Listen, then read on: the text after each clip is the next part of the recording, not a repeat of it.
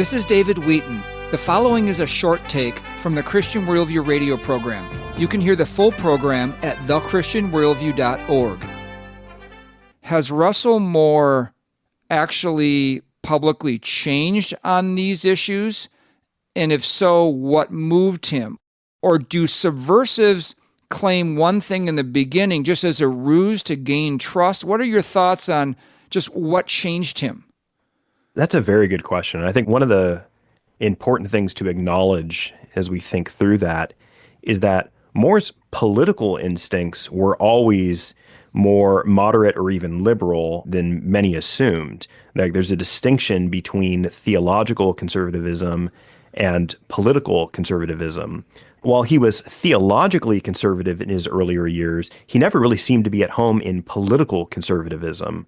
He often championed progressive policy positions, whether again on immigration or social justice or environmentalism. And he did that while seeming to hold some theological conservative positions. But over time, it just seemed like whenever those two things met, whenever there was a conflict between his seemingly conservative theology and his seemingly liberal or progressive politics, rather than recasting his politics in light of his theology, it seemed like the opposite would happen again and again.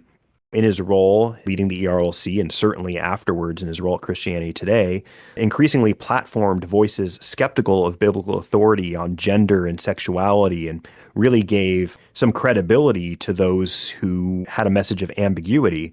I think sometimes it's hard to say exactly why someone went off the course that they did, but I think some theories that make sense. First, there's elite proximity, right? He had a role that there's photos of Russell Moore in the Obama White House. He got to rub shoulders with the political and academic elites, and sometimes that can create a desire for respectability over orthodoxy. I think that was compounded by media affirmation. The secular media loves someone who is evangelical coded, saying on record things that go against core evangelical beliefs, right? If you ever want to make a living for yourself, there is a lot of money in being the token Southern Baptist who says, actually, Southern Baptists are wrong about everything, and here's why the progressives are right. And so as he became more and more of a darling of mainstream media outlets, there was more of an incentive to criticize the church while currying favor with secular institutions.